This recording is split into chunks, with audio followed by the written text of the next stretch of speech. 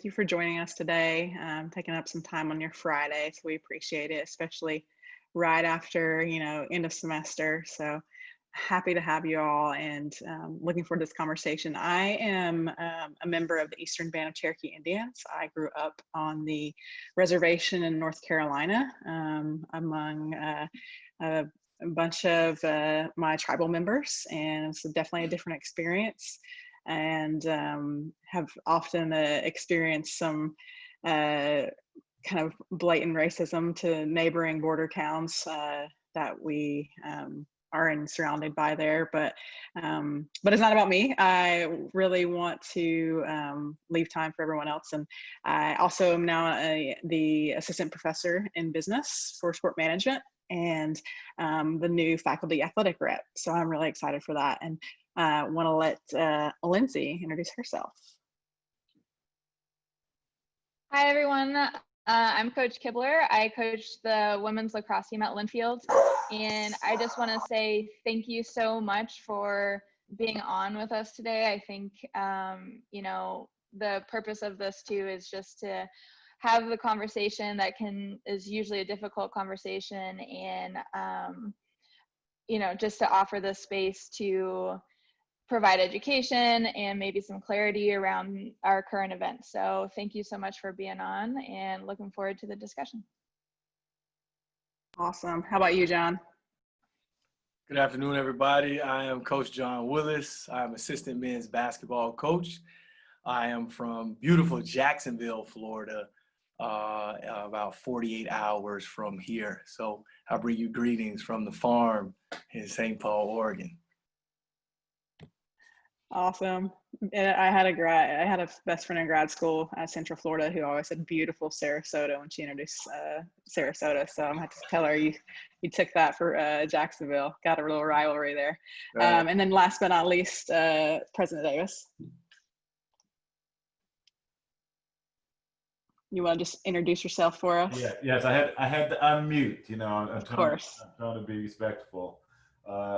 Most of you know who I am, and I'm here to listen and engage.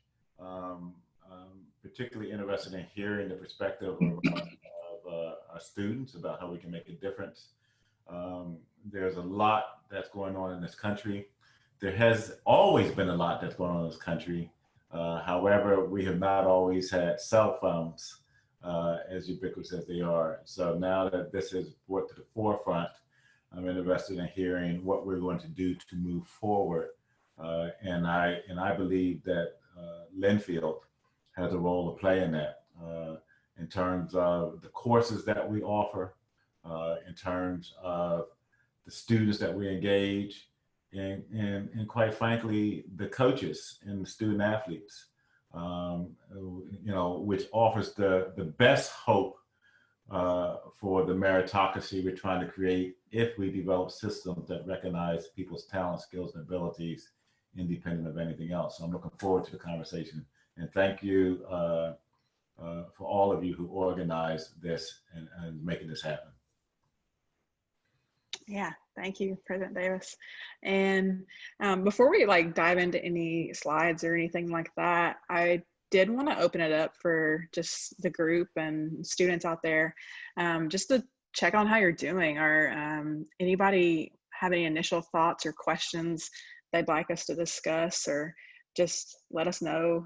Anybody want to just let us know how you're feeling? I might pick on, I think I saw Shannon on here, so I might pick on Shannon, check on how Shannon's doing.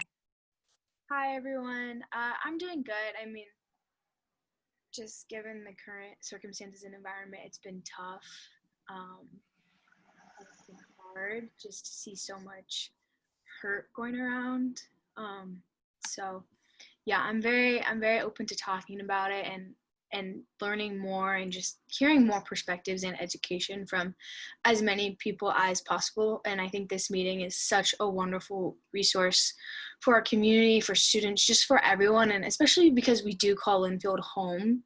And we all, hold it to such a close area in our heart. So I'm really glad to be here and to have this conversation and get perspective. Yeah, thank you, Shannon. Yeah, and I have to tell you guys, I This past week, 2 weeks or so, it's been super, super tough. And one thing this week, though, that's been so positive has been planning this event, and looking forward to this and this conversation. And I have to give props to Lindsay, Coach Kibler, for really taking the initiative to put this together and bring us all together. Anybody else want to share? Have any questions?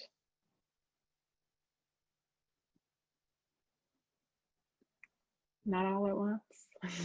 No pressure. I think too, just like having everybody on just shows that you are willing to learn, get a new perspective and learn and continue to educate yourself.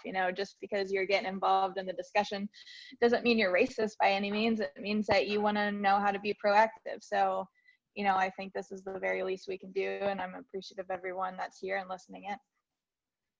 Absolutely. Something I've always, since I in a grad program that was very open about talking about these issues, and I've always just said the more that we can talk about these things, and even sometimes not right now, but in certain times joke about these things, it's a way to really break down a lot of barriers. And Jane, if you wouldn't mind pulling up this slide of one thing I wanted to talk about. I'm big on terminology. I know Coach Willis is as well. The different kind of words that we're seeing out there in the media and in our social media and on a day-to-day basis. And I just wanted to kind of clarify a few things, because I think this is something that's really important. And, we hear the word racist and we hear the word racism, and, racism has many layers. And the basic definition of racism is a blatant discrimination, prejudice, and wrongful treatment of people based on the belief that your race is superior to theirs. It's not just, brutalizing people through physical actions or hate speech, but it's also a systemic problem in our society. And it's something that, Jane, I'm not seeing, is anybody else, are we seeing the slides? Hold on. I think we're just in the wrong mode. It's all good. It's all good. But, and when we say things like someone's a racist, that's a really strong, usually has a really strong connotation, and people often imagine organizations like KKK or white supremacists, and it's definitely a more overt connotation. But we also have complicit racism, where it maybe isn't so overt and obvious, and it's kind of a not my problem situation that a lot of people have to take. And something that I want us all to think about is how we can be anti-racist. So it's not just about not being racist, but being actually actively anti-racist. So speaking up, that means, donating money or time, or really just what I think a lot of you guys will think about too is just learning about your privilege and where it comes from and how it may impact others negatively. So as a woman, what privilege do I get from that? Or as someone that's a college professor, what privilege does that grant me? Those kind of things. You have so many different factors, and this ideal of intersectionality, and that we're not just one thing. We're not just white, black. We're not just male, female. We're not just heterosexual or homosexual or bisexual. We're all these different layers all at once. And again, just because you may not be racist doesn't mean that you're not complicit or engaged of upholding benefits that are a result of this systemic racism. Something we talk about a lot in my sport management class, if anyone has done that with me, we talk about high school athletics and how property taxes contribute to, high school funding and budgets, and most times so wealthier areas are going to have wealthier schools and therefore better resources. And this all just plays into like the systemic systems that our society is set up. So while you may just haven't thought about it, but you think about, oh, well, that's the rich school in my neighborhood, and that's, maybe the not so fortunate school, but those are oftentimes divided into like racial and socioeconomic backgrounds. So things like that are just a part of our systems that we've come to accept, we have to start really questioning and really pushing back against what's been accepted for so long. And I talk a lot about sport because there's so many ways that sport is complicit in this, and there's so much good that I think can come from sport. I think that it has a lot of power. So and then the idea of white privilege, I also want to clarify that white privilege doesn't mean that your life hasn't been hard or that you haven't had, challenging experiences. But it just means that your skin tone isn't one of the things that's making it hard. It's plenty of other privileges. There's, male, heterosexual, Christian, able-bodied is a big privilege. Having the ability to just be able to get up and move every day. Like not a lot of, a lot of people maybe not have that advantage, but white privilege is perhaps the most enduring and kind of overwhelming in our society throughout history. So, and it exists as a direct result of historic and enduring racism. African-American people were considered the 3/5 of a person.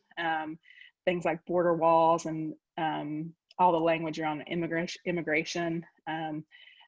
Native Americans, we weren't U.S. citizens when the country was ratified, and didn't even have voting power until 1962. So there's all these historic things that we have to consider. And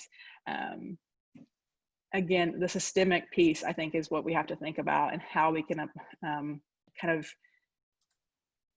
of overturn these things, all these things in our prison systems, healthcare, all these different aspects. You hear about the wealth gap. Things like that are just all these systematic and systemic ways of how this has all been upheld. So we got the slide, perfect. One more thing before I pass it over to John. John, you're on deck.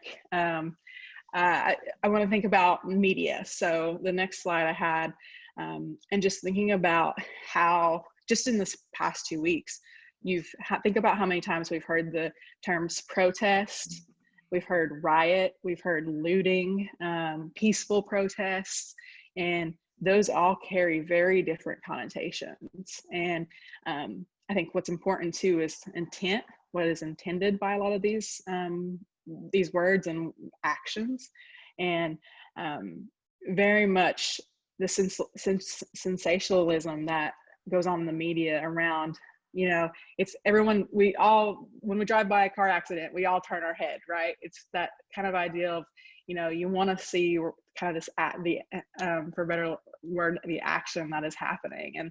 And so I really challenge you, because you're going to be seeing so much of this, not only if you're not watching TV, but if you're on social media, you're seeing so many different sources, so many different videos. And I just want you to think about, like, who's making this, why it's being made, when was it made, who's paying for it, and who's benefiting and who may be harmed by it. And I think we're in the kind of one of the things I'm hopeful for is that we do have these opportunities to have video and to have evidence of things that are happening. But we also have to think about the greater media framing. And this is not fake news. I want to distinguish, it's not the same thing, but just thinking about where our media is coming from and how we can be mindful of it. And again, too, I stress for you guys, because I have to tell myself this all the time, take a break, go for a walk, like get outside, because it can be overwhelming. I know it has been for me in this past week. And then you feel guilt for not being online. That's how I feel. I'm like, so you have to like really manage that. And you guys, especially growing up with this, I think have had to deal with it a little bit more, but I stress that you not only think critically, but take some time to not have to think about it so much. So with that, I want to pass it over to John, who has some great tips for us to think about during this time. Thank you, Nat. So right now, living in Oregon, being a minority living in Oregon, a lot of people back from where I'm from in Florida, they're like, man, how do you live in Oregon? There aren't any Black people out there, right? Like, how do you stay out there? Are you all right? You know, they bring up stuff like the movie Get Out and all this other crazy stuff. So I think that I am in a very powerful position right now. And I've had probably about 12 white people reach out to me and say, hey, man, are you okay? We love you, and we want to know what we can do to help. So I feel as though right now, Black people have the ear of white people wanting to help more than ever before. And so I came up with a 5-step plan or 5-point plan of things that you can do to help, you know, and this isn't specific for white people, this is just for anybody. So the first step is active listening. And by active listening, what I mean is to be able to listen with the intent to understand and not the intent to respond. Okay? Because that's two totally different things. And the second part of the plan, you have to understand that these are emotionally charged conversations. So you have to get in shape, okay? And really work on your conflict resolution skills. So being able to engage in dialogue with someone and not get overly upset, or understand that they may say something to you that goes against everything that you ever believed or have experienced, because we walk on the same soil, but we live in two different Americas. The third step is preparing yourself for challenging conversations. That means that somebody may not agree with you. And this is more of a mental thing than anything else. I know as a coach, we talk about preparing yourself mentally all the time. So you really have to dial that in before you get into these conversations, and understand that this is a marathon and not a sprint. This is not something that will be fixed overnight. The fourth thing is to change your lens or remove your lens. So this speaks to the judgment that we have. So I'm extremely guilty of hearing somebody say something, and then I immediately try to put myself into their shoes with my own experience and my own biases. And I'm like, oh, I'd never do that. And the truth is, you really have to be open to somebody else's experience and somebody else's opinion, and not look at it through your own judgmental side. And the fifth thing is an action item. And you can work in empathy and compassion. And what I mean by empathy is really feeling it. And so for me, that's the proximity. You know, you can change your proximity to it. So this is not new. Black people have not been dying in police custody like that. That is not something that is new. What's new is that we have cameras and that it's filmed now. So now you can actually see it. So now there's not just something that you heard about.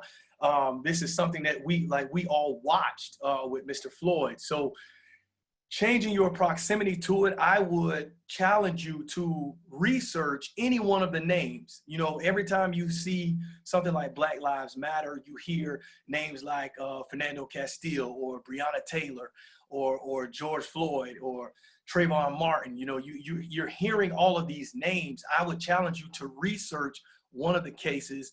And then finally, in addition to that, because that would gain some education behind it, in addition to that, I'd have you call somebody, call a person of color. You can call me, that's fine. I'll sit down and talk to you and tell you exactly what it's like.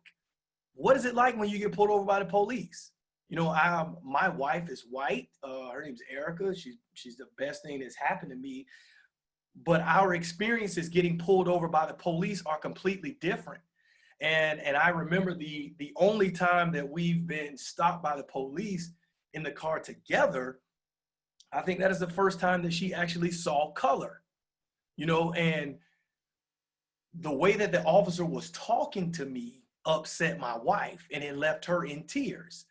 And the officer, while talking down to me and belittling me,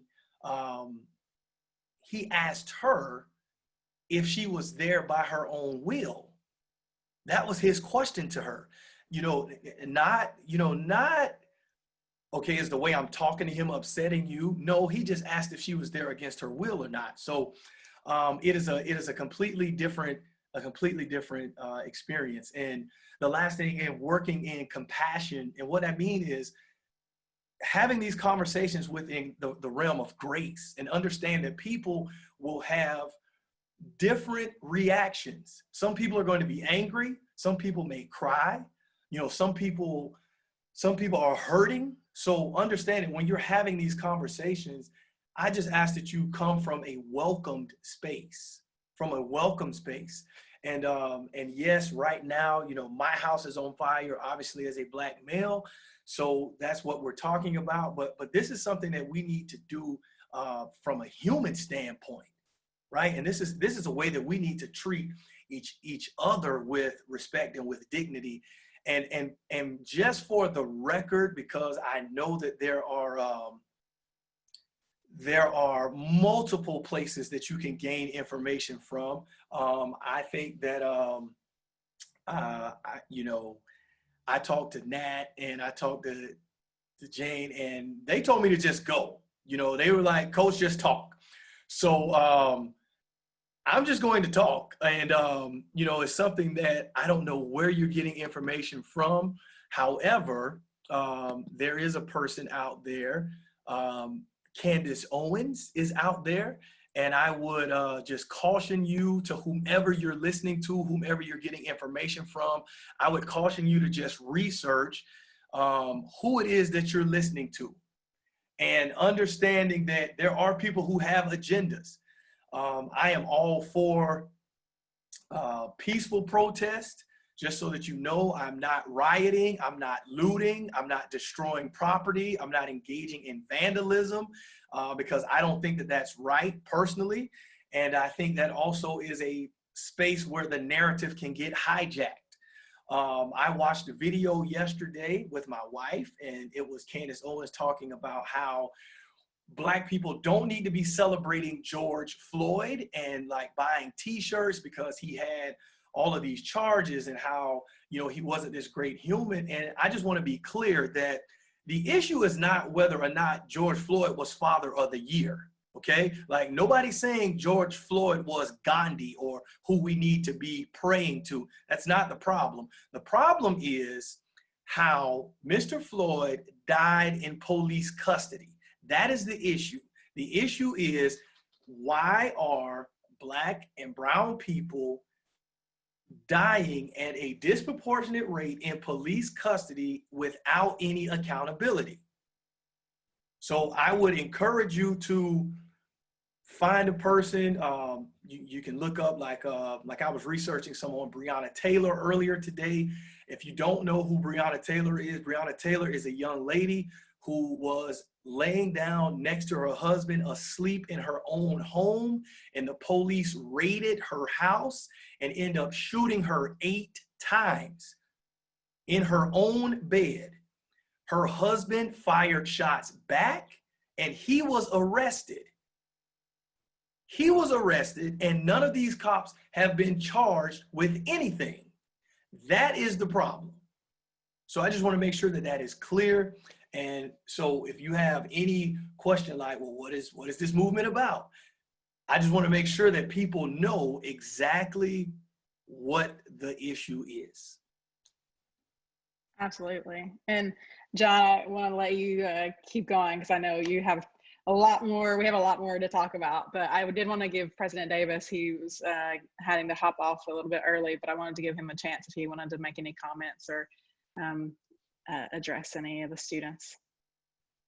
Thank you. Actually, I want to build on something that you said earlier, Dr. Welch, in your insisting that our students live up to what it is that we do at Lindfield, which is engage in critical thinking. And the question that you asked that we should all be asking ourselves is who benefits from what is being done? See, my perspective at this time is that this is more than a black and white issue. The issue for me is that as I look around, we often are supportive or ignore issues unless it directly touches us.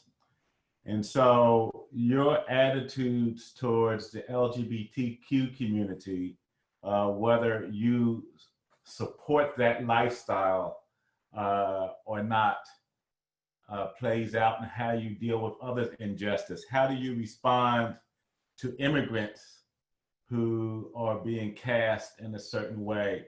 What do you do when you hear people around you talk about Muslims in a certain way or any others? I am concerned about how that happens outside, but also I'd be remiss if I didn't say I'm concerned about how that plays out at Linfield.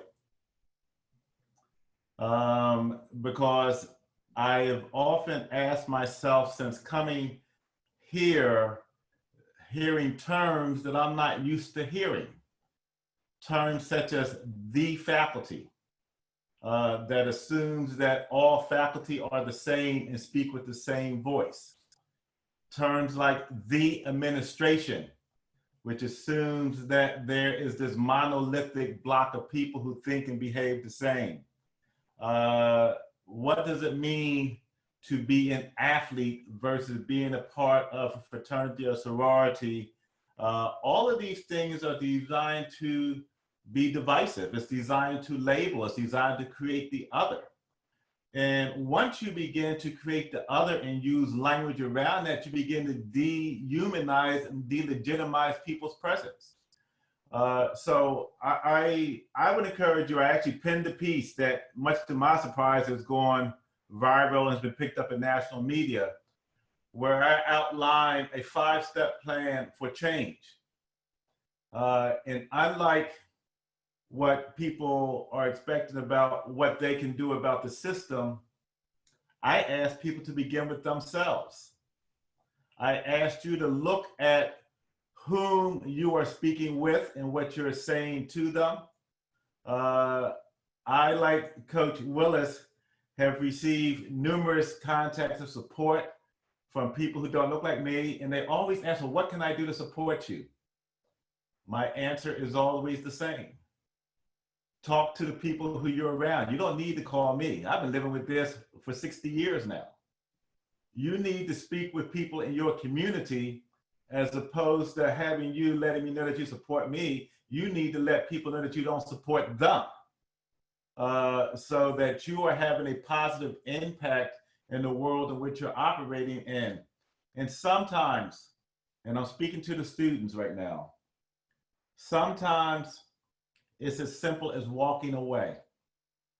When people are making racist jokes, when people are making homophobic jokes, when people are mocking those who don't have the same athletic ability that they have, when people are making fun of the texture of someone's hair, when somebody is mocking an aspect of a person's culture, that's unacceptable.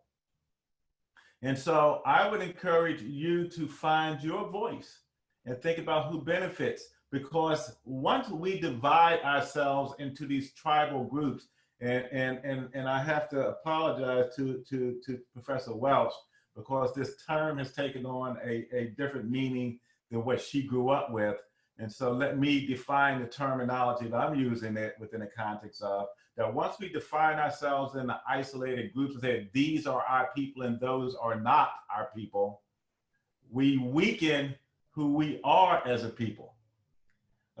It's quite frankly easy to create divisions.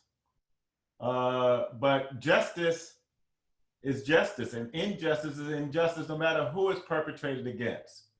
And so it starts with you and your attitudes, and you're being able to call people out on their attitudes, be they your teammate or, quite frankly, having to deal with issues that I've dealt with at Linfield with teachers, professors, coaches, or anybody saying something that dehumanizes somebody.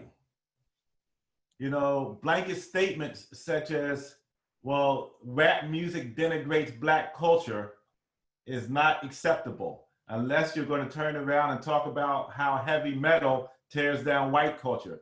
But then again, you have to, what does that even mean?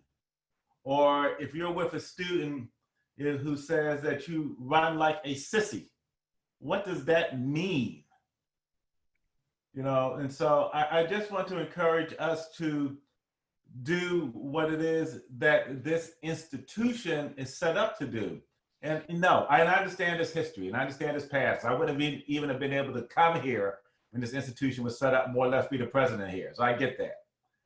But I want to encourage the faculty, the students, the coaches, and the staff on this call to think critically about how do we build community and learn to see people within the context of who and what they are. And that does not mean being colorblind. I hate that term, just for the record, because often colorblind means seeing me as a generic white person.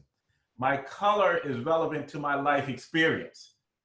It's you're making it something different if you're saying that, well, I don't see, I want you to see my color. You know, you have to see me, you know? And so what I want us to do is think about how we use language, how we dehumanize and delegitimize people within this circle. Because I think that part of the sadness that Shannon and some of you feel is that it's such a big issue. And what can I do with this big issue when I'm watching protests around the country? You don't have to deal with the big issue, Shannon. The issue to deal with is within my sphere of influence. If you're a student and you're on a team or you're in the residence halls, how do you respond to the grouping of the other?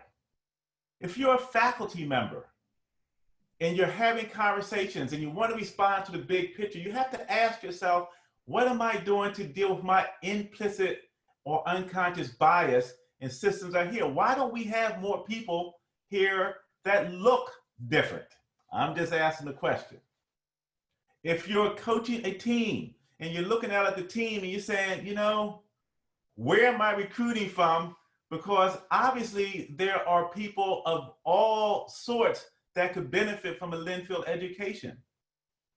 I'm just asking us to expand our lens. And so Coach Willis said, change or remove your lens. I'm asking you, okay, if you're going to keep it on, if you're going to keep your lens, at least make it a wide angle lens so that you can see. And I'll stop there and listen to questions. But I just want to encourage you, the change doesn't start out there. The change starts in here. The change starts with you, and it has ripple effects. Just like when you throw a pebble into the pond, if you become different, you have the ability to influence and make others different, or at least let them know that you're not going to stand for this behavior. And that takes courage. But I will tell you, the most important virtue you can have is courage, because in the absence of courage, you can't be virtuous because you're afraid to be, because you're afraid to engage in the things that would allow you to be seen as different. And I'll stop there. No, this takes so much courage just to be on this call and give your time today, I think.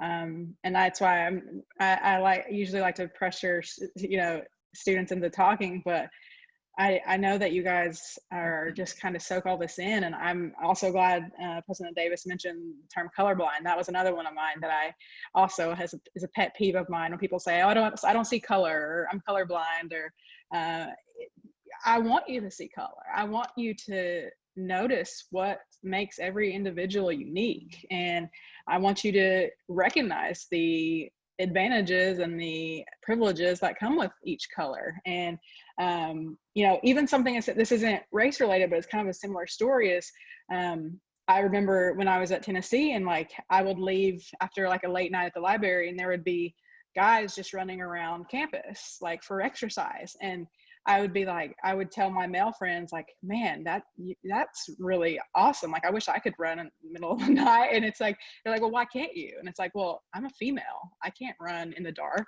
Like, it's not safe. And a similar story. I had an African-American friend who was dating another, a white woman. And he said that she couldn't believe that, like, she was trying to get him to take her purse with him, or like her kind of like her grocery bag to the store, and it was this big pink bag, and she kept pressuring him, and he was like, no, I can't take that. And she just couldn't understand why. And he's like, they're gonna think I stole that bag from a woman if I carry that bag. And just those little things, like, so many of us don't have to think about. And it's just something that, like Dr. Davis and John's coach Willis said, like, we have to really open our minds and open our perspectives. And I think that there's so much. And I think another thing is, like John mentioned this, like, he doesn't speak for all of the African-American community.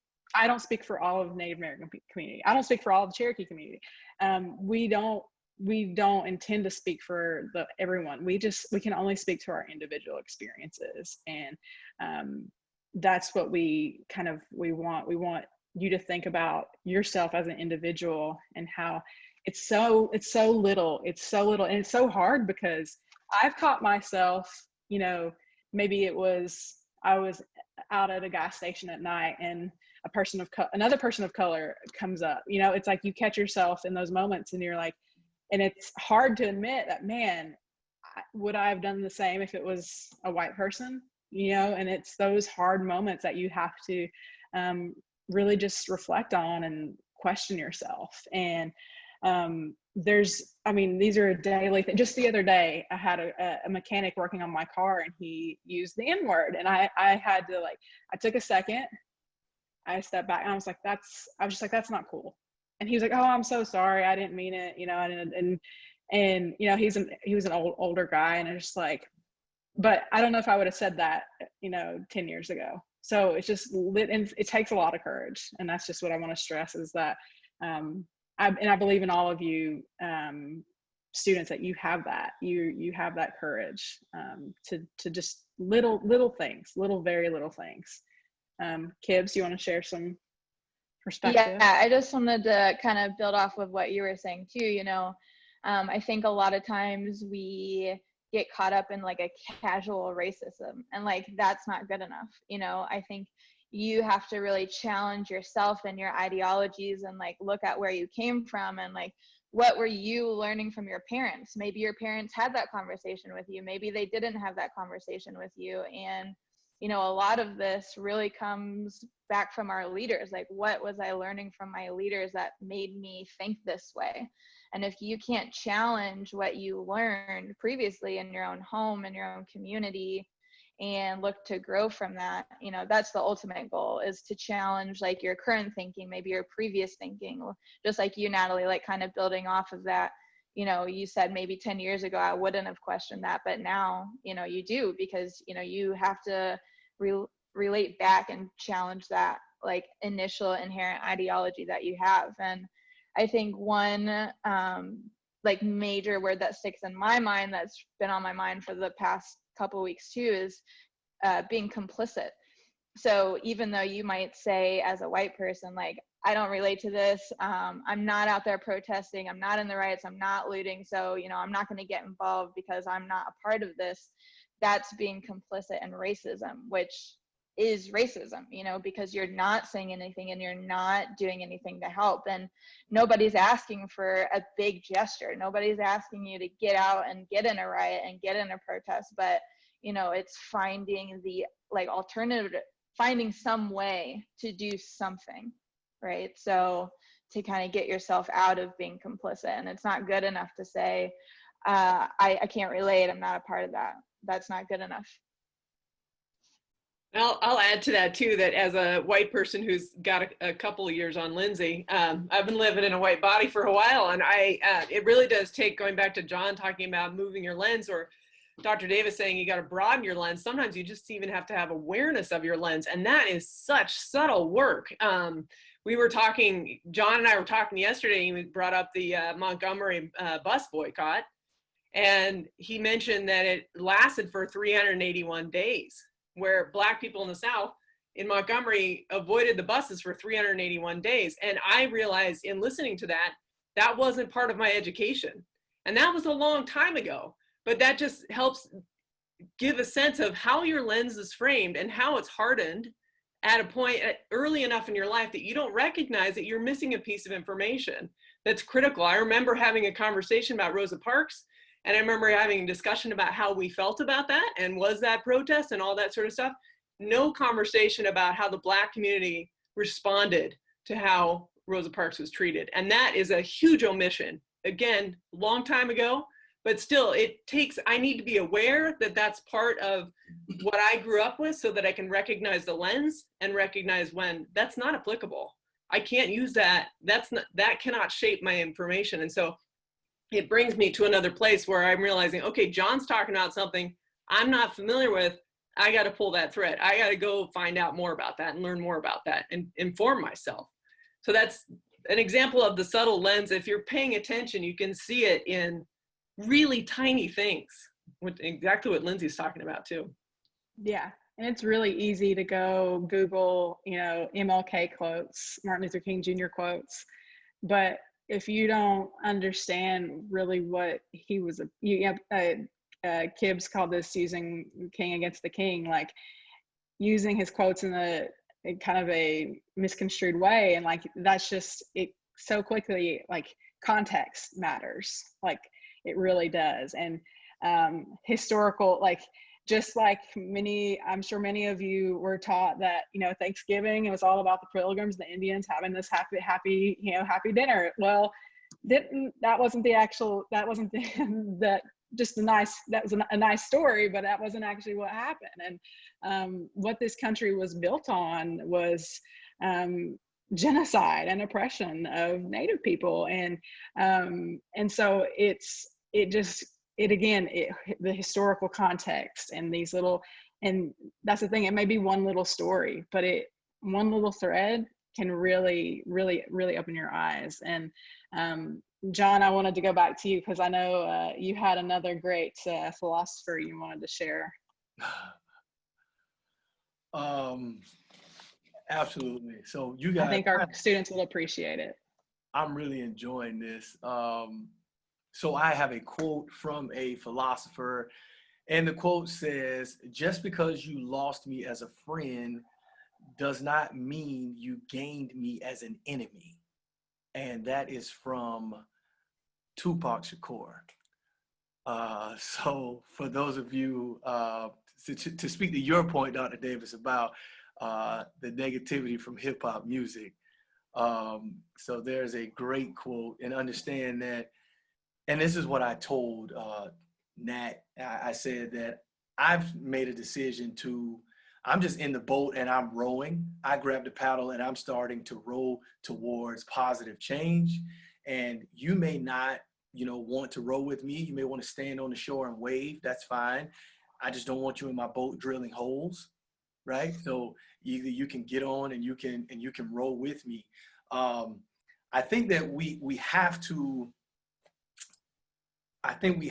establish and understand that why people might be angry. Like, why might people be angry? And it's from the beginning. It's from centuries of the treatment of people, especially people of color, specifically Black people in this case. When you're talking about going from a time period of slavery where it was consistently done. There's a guy named Willie Lynch who wrote this thing called the Lynch Code.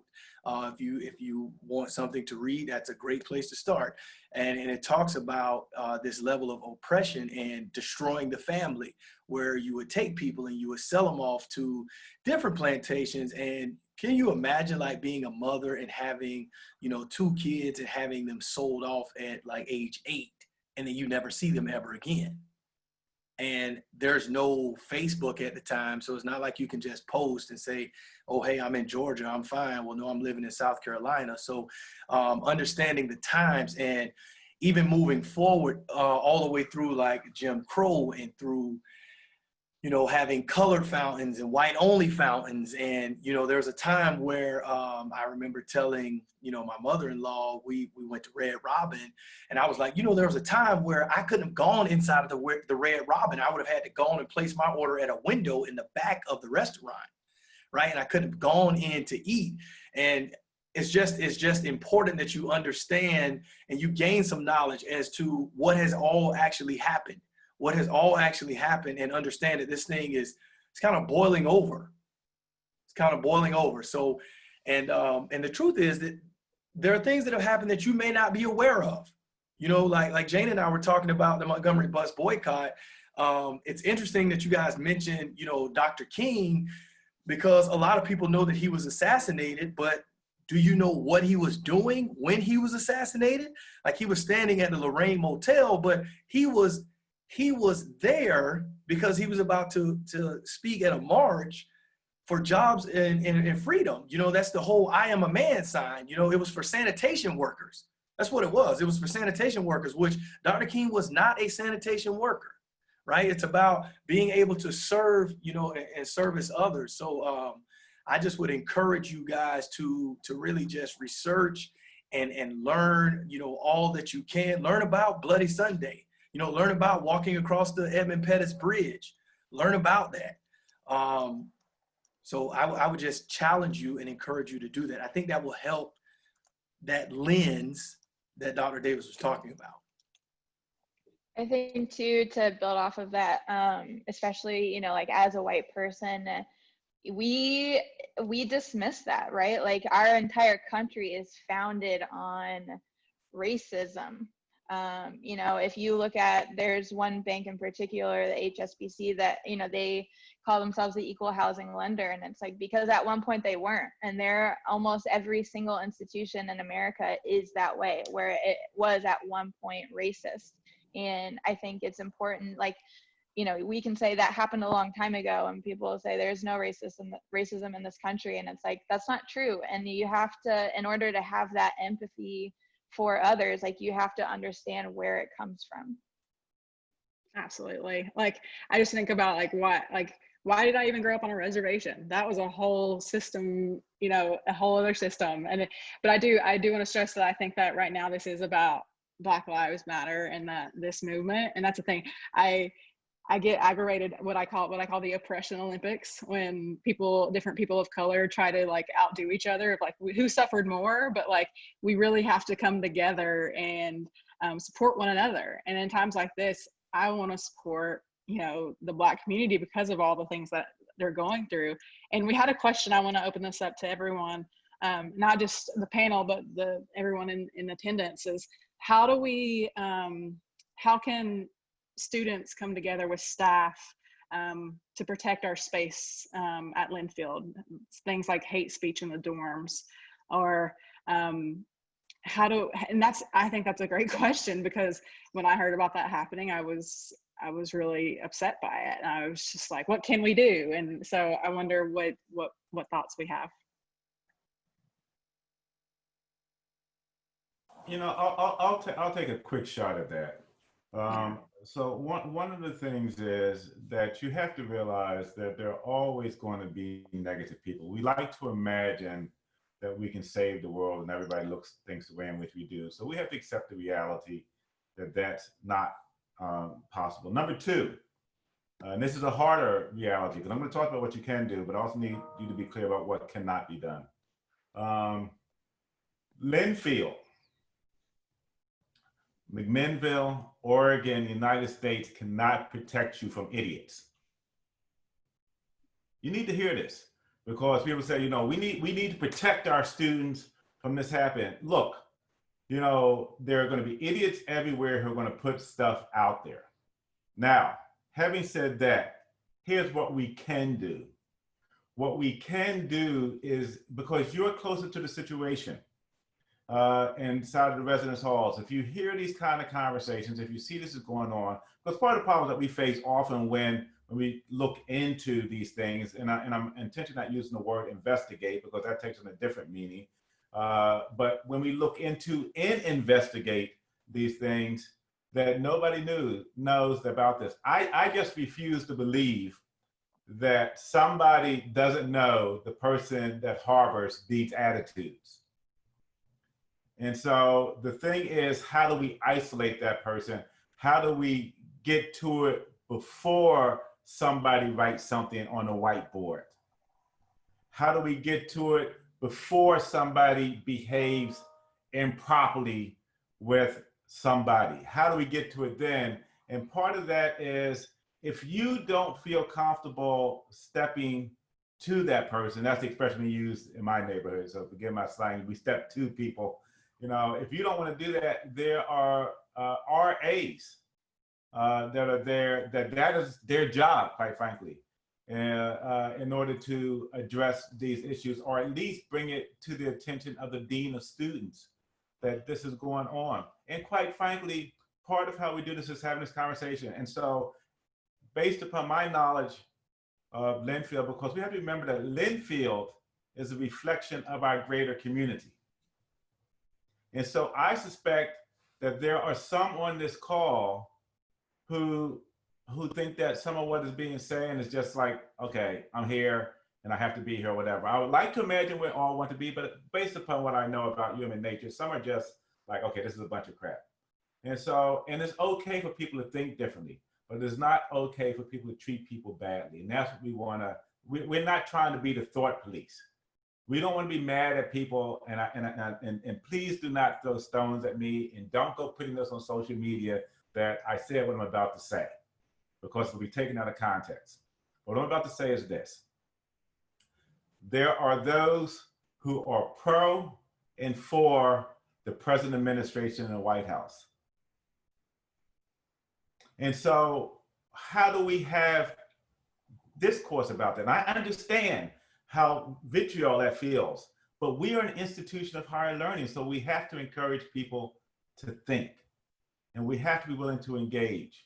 But when it gets to the point of insulting or talking about our Native American brothers and sisters, when it gets to the point of denigrating somebody because of their ethnicity, their background, that is unacceptable from a behavioral standpoint at Lindfield, and needs to be reported. I'm going to ask you to bear with me because I have to go greet incoming students that are coming into our campus. It should only take me 5 minutes. If you're still on, I'll rejoin you. I think, and again, the kind of place that can have this institution, because I'm getting calls from presidents at other institutions, and they are, I guess I can't pull my hair out because I don't have it, but they are so conflicted about how to have these conversations. And so I want to commend you for the courage. And I also want to encourage those of you who are silent, who think that you present a different perspective. We need you to ask questions. You need to let Jane, Professor Welch, know your questions. Nobody's going to shout you down here, because I've heard this at other institutions where somebody offers an opinion that doesn't fit within a popular thought, and then they get shouted down. That's not what we're going to do at Lindfield. We're going to be better. We're going to welcome people to engage in conversations, and that's what I'm hoping that we can get out of this. Does that make sense to anybody but me? Somebody give me a thumbs up and let me know we're okay. All right. So I'll be back as soon as I can. And if you happen to be going before I get back, I really shouldn't be that going, but if you happen to be going, I just want to say thank you. And I'm just going to put out to you, this is my day off. I very seldom take one, but this is my official day off. And so my assistant said, but you're off. You can't be on that call Friday. From my perspective, this is too important of a conversation. My time off, I mean, there's just so much pain that's going on that we have to get to a healing place. And we get to a healing place by engaging community and being supportive of one another. Okay, so I'll be back as soon as I can. Thanks, Dr. Davis. Thank you. I have an idea as well. While we can continue the discussion, if anyone has maybe something they've seen in social media. This is something that might not make sense, but you could just throw that into the chat too, that we could throw out. Like if anybody is like, why, what's the difference between Black Lives Matter and All Lives Matter? Kids, we got that question. Go for it. We actually have that question, so go for it. Awesome. No, I think that's great. Because, you hear so many different things. And okay, so anyways, I think one of the best ways, the best analogy that I know that I can give, and Coach Willis, Natalie, all build off of this too, but, if a fire truck is coming to a burning house and your house is next to it, but it's not on fire, the fire truck is there to put out the burning house. And then you look at the firefighter and you're like, why aren't you putting water on my house? And it's like, well, your house isn't on fire, and when Coach earlier mentioned, my house is on fire right now. Like, as a Black person, my house is on fire. The white people's house is not on fire, and that's what needs to be addressed. And that's why, that's where I, connect with that, the Black Lives Matter versus All Lives Matter. I want to share a personal response to that. Yesterday, 2 days ago, I know you guys watch news, right? Because it's social media, but there's a gentleman, and I'm going to mention his name just before, and I'll tell you why. There's a gentleman named Rocco Carley. Have you heard that name? Does that name ring a bell to any of you? Okay, well, you could do like a quick Google search, and he was a tight end at Oregon State University up until about midnight Thursday night. There is a video of Rocco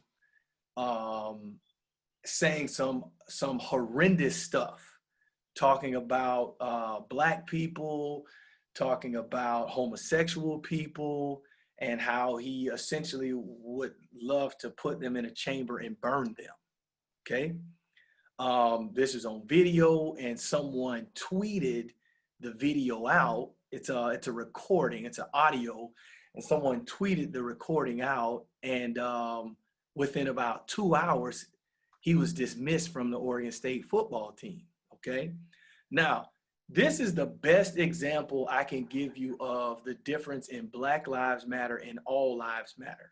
Because I don't want you to think that Black people are just this angry group of people, which I know you hear danger, criminal. I know you hear these adjectives in the news a lot. So back to Rocco. I want to tell you this. Rocco Carley is a kid that I trained for 4 years. Rocco Carley is a kid who I personally took in my own vehicle to Oregon State on his first visit. I also took him to Western Oregon. I helped him register for the clearinghouse. I helped him schedule his SAT. He has spent the night at my house before. He has had dinner at my house. I've had dinner at his house. So this is somebody I know very, very well. So I called Rocco, okay? And I said to Rocco, the words that I heard on that recording hurt, but I love you. And I'm going to help you, and I'm going to work with you.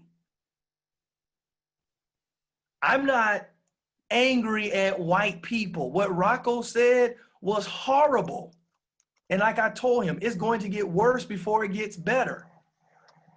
Okay? And now there are people who are, kind of blasting his sisters. He has younger siblings. They're blasting his siblings on the internet.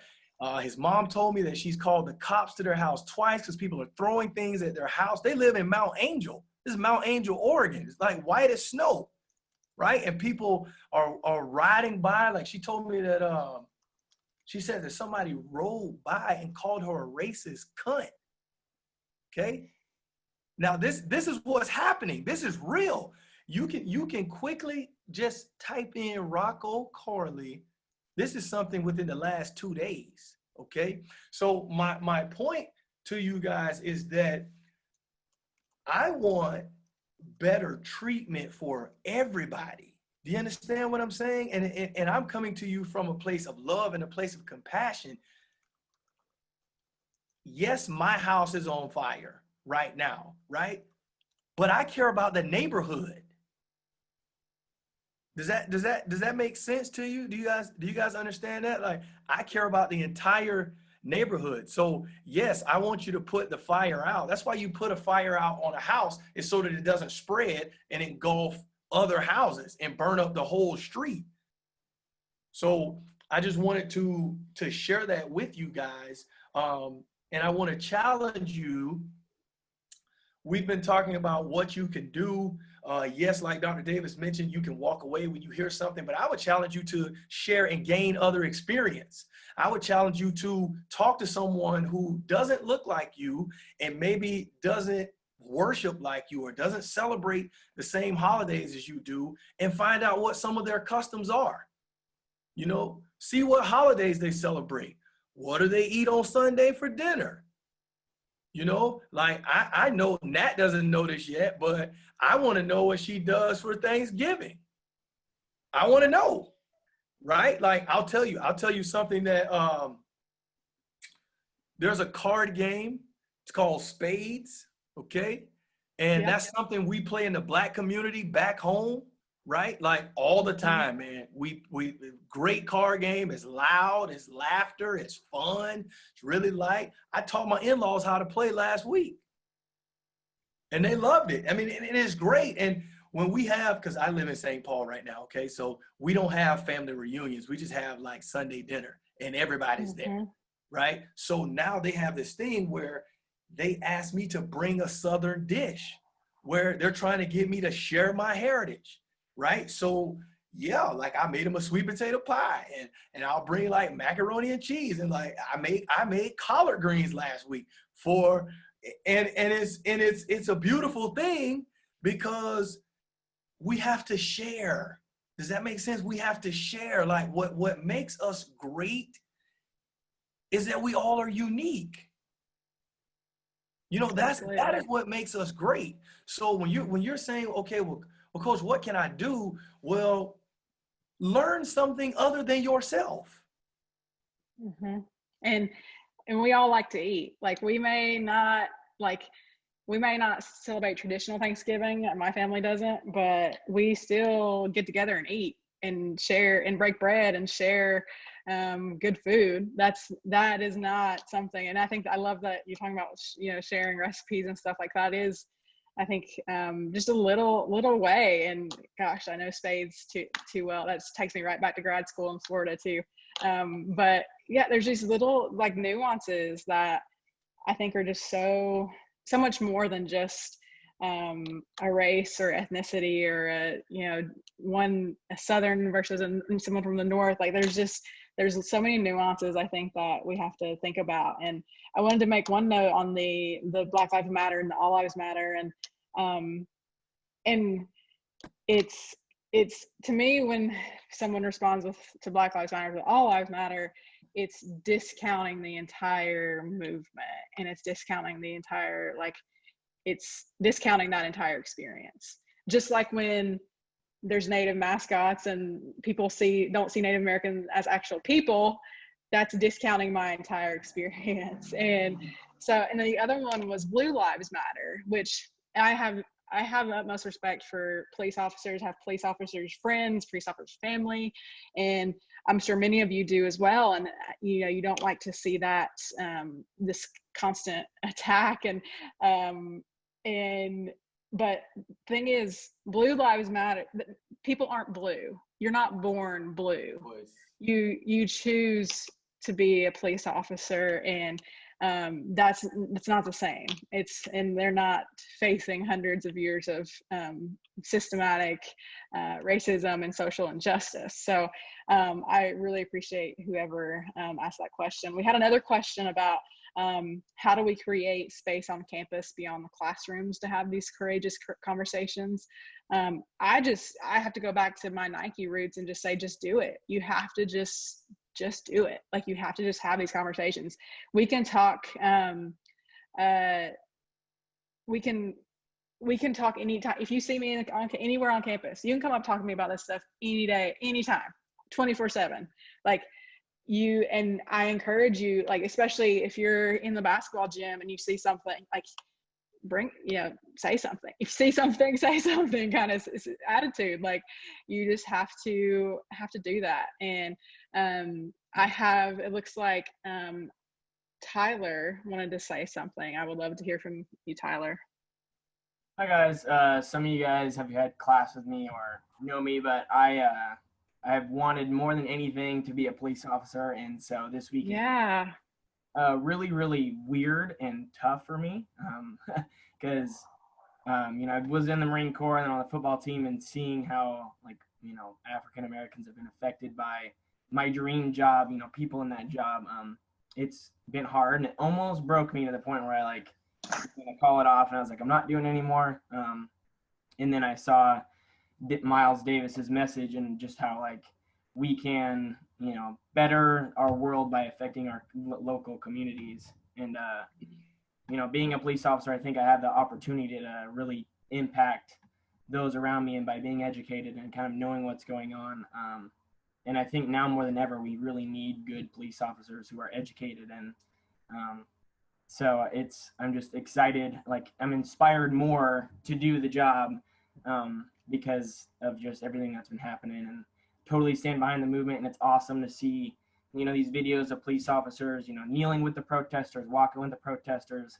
And so I just it's inspired me so much more. And I'm excited to hopefully make my community better, and then hold, our departments, responsible for their actions. And so, yeah, I'm excited.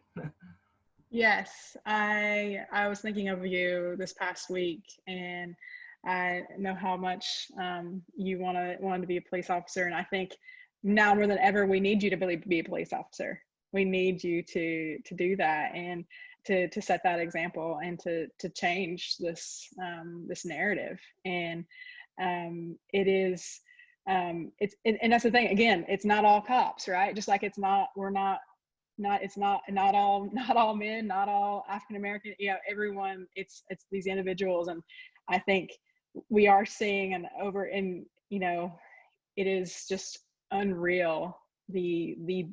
I can't imagine that 8-9 minutes, that reliving that and having to do that. And but there's still these stories of hope. And I was actually listening to a podcast with Tanisha Coates, who has wrote some really great stuff about reparations and about just race and society, and how he said he was actually more hopeful than he'd ever been, just because of seeing the actions that are being taken, not only in the United States but across the world. But I want to open up. Anyone has any more questions or any more comments?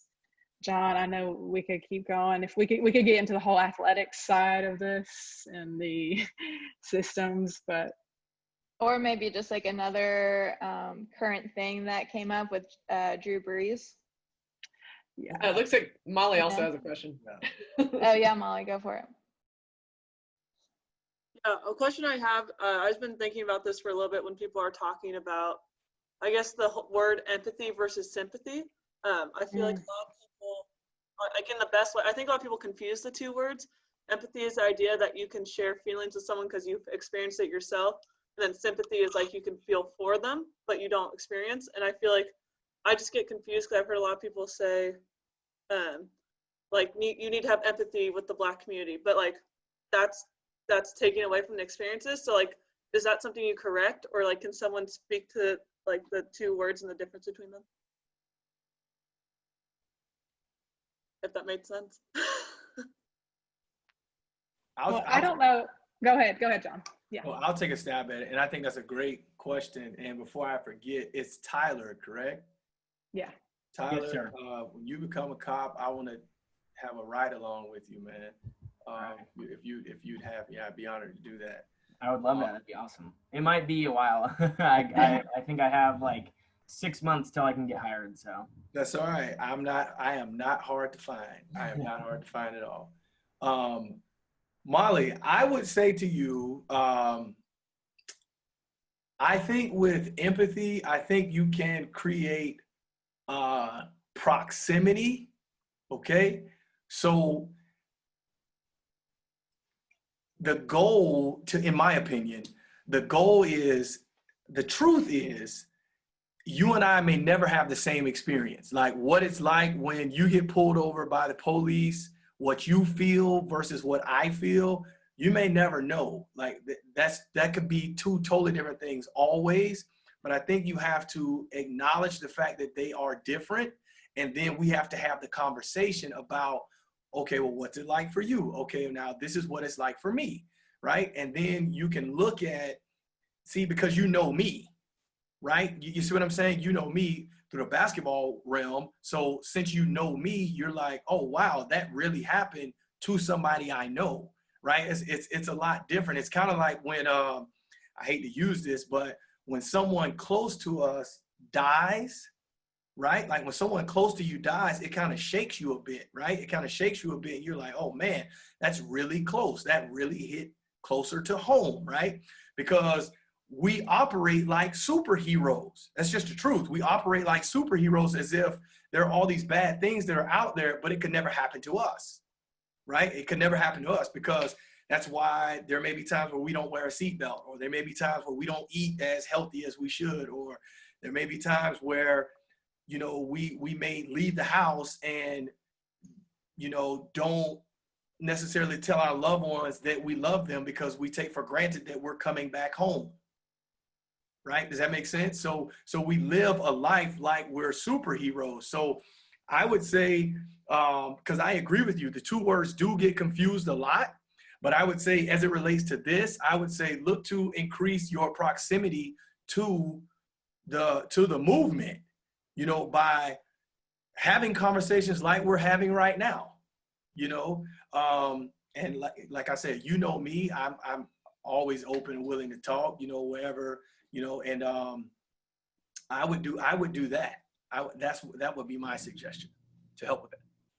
So I think it's more of like a try to have empathy. Like you might never know that experience, but you're encouraged to try to gain empathy while you have sympathy for that person. I think it's an odd, it's sort of an eerie parallel that we're living in a time with COVID. This works very much like a virus. We don't know when it's going to hit. It's going to hit close to home. It's out there and it's not selective. It's going to impact. Discrimination is impacting us all the time. And if we exist in a bubble, like Lindsay was saying earlier, well, this doesn't have anything to do with me. It's just a really naive perspective to adopt in a situation where it's something that is so, pervasive. It's so pervasive. So yeah, interesting parallel to think about. Yeah, and Molly, I just had one note. When I think about sympathy, I always think of like Hallmark cards, and like it's like, oh, you know, get well soon, or like you're sending good thoughts, thoughts and prayers, the kind of the generic. But when I think of empathy, I think about really trying to like help someone and really be there and help them, not only wish them well, but help them get better. So not only say, I hate that you had surgery, but hey, what can I do to help you rehab? Like, and it's, again, kind of semantics, but I think going that extra step can really go a long way. Tanya Tompkins is on here. Tanya, you want to share what you just wrote to me? Sure. The psychologist in me wants to chime in. I think empathy is what we want, what we need. Sympathy is coming from a place of distance, of pitying or feeling sorrow, and empathy has various parts. Part of it's cognitive, so engaging in perspective taking, some of that active listening that people were talking about, that Coach was talking about, is really important, where you're trying to understand the person's frame of reference. But it's also emotional. It's feeling the emotions that others are experiencing. And I think here, if it isn't an experience that you've shared, this is where you try to engage in emotion regulation so they don't have to take care of you, right? So that it's about them and not about you. But basically, if you do connect in that way, even if your emotions are under control, but you're emotionally connecting with that person, then you feel that compassionate empathy. That's where you're driven to actually engage in some action practical, helpful to be able to support them or do something to solve a problem. So I would say empathy is really what we do want. Thank you, everyone. I love that I got a response from everyone. And I think it's just being intentional. So yeah, thank you. Awesome. Hey, Natalie, something that I'd like to share if it's possible. Yeah, do it. You know, everybody's in a different space too. So you've got different generations, and those who are younger, still in college, are going to have a different experience than those of us who have walked the earth for a little longer, right? And those who tend to be older tend not to be as pliable, right? And so the potential challenge that faces a lot of young people are maybe what goes on back home with parents or grandparents, with an older generation, that because it is so systemic, that they may have a more difficult time to really see and feel what the younger generation sees and feels, right? And in some cases, potentially be very dismissive of the situation or situations like this. And I think that there are going to be a few, if not more, college students that within their own ecosystem that will have challenge. And you go back to the first bit of talking about courage. Let me tell you, courage is when you have to deal with your own family members. And that's quite possible. That's quite a possible challenge for any young person. And that is going to be a personal journey, obviously, for each individual. But it is so subtle for a lot of people. And, you know, that pyramid that was put up before, that you can't see the racism that is so subtle.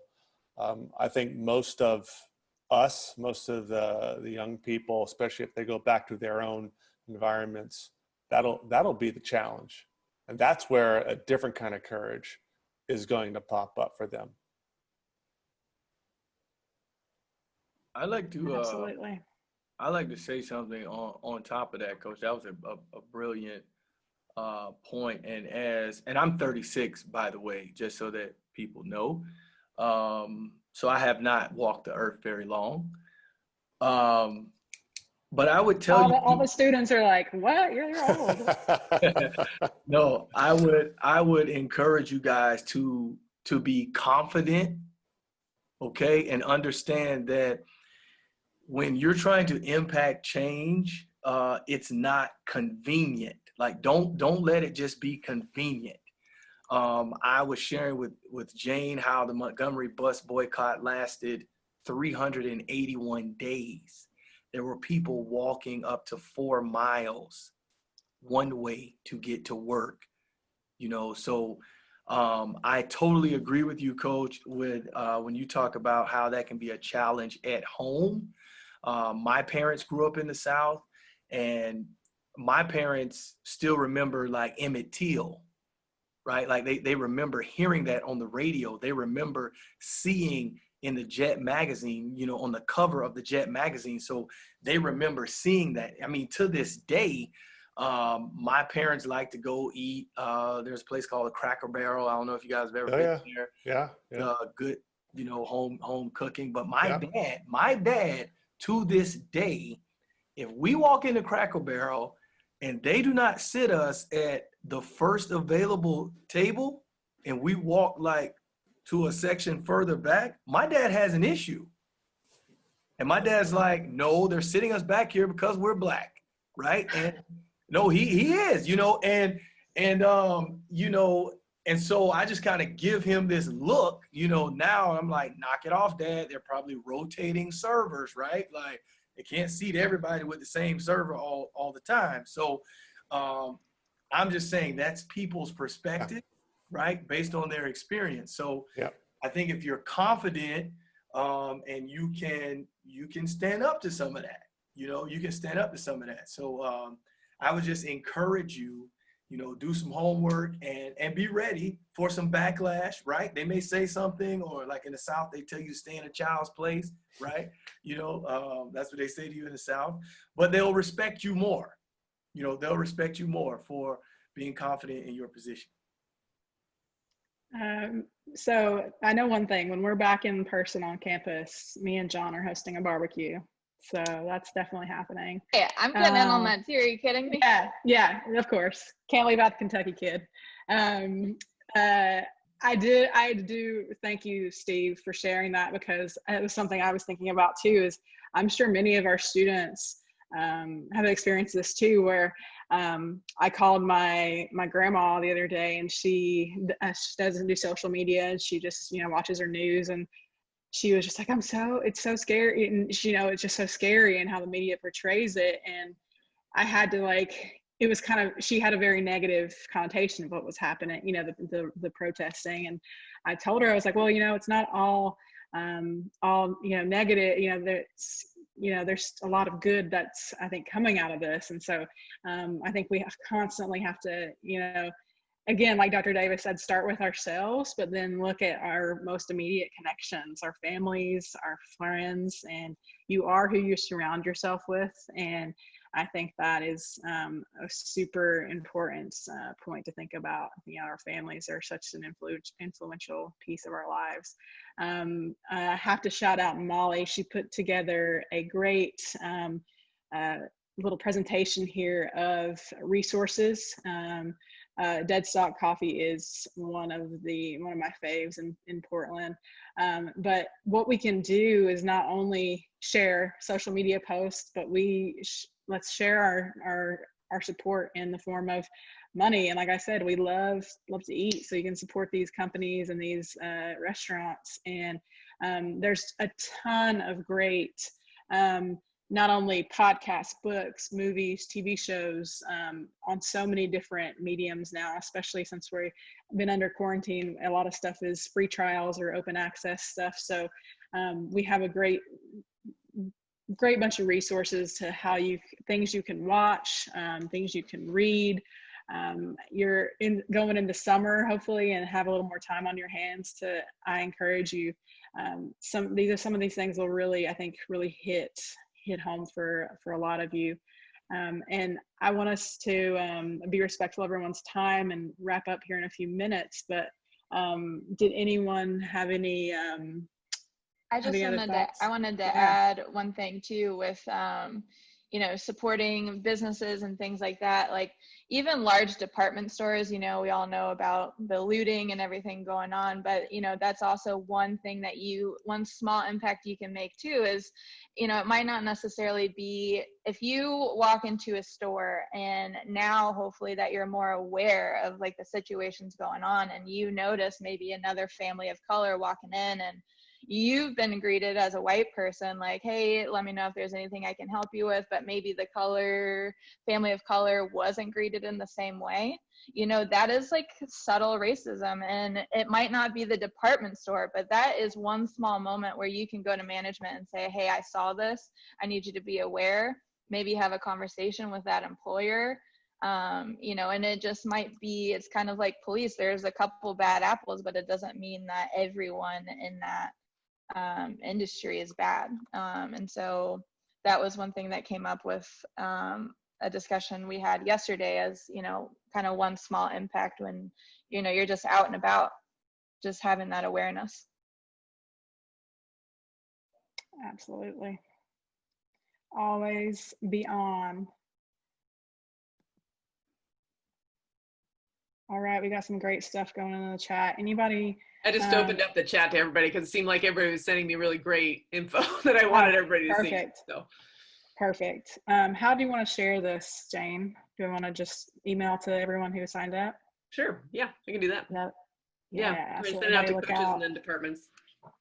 Yeah, look out in your inboxes. This is a really great great resource. And thank you everyone who joined. It means a lot to all of us. We really care about this issue and this conversation, and we want to keep this going. We want to make this the first of many of these conversations. And if you have ideas, look out for our Cat Chat podcast. Yeah, you have ideas. Yeah, we want to start a Cat Chat podcast, so be on the lookout. Speaking of podcasts, I'd be remiss if I did not plug the Juice Shameless Box. plug. The Juice Box. The Juice Box podcast. You can check that out. That is with yours truly. Yes. Awesome stuff. All right. Thank you all, and be safe. Take care of yourselves. Have a great weekend. Thank you. Thank you so much. Thank you, panel. Thanks, Molly. Killed it. Bye. Thanks.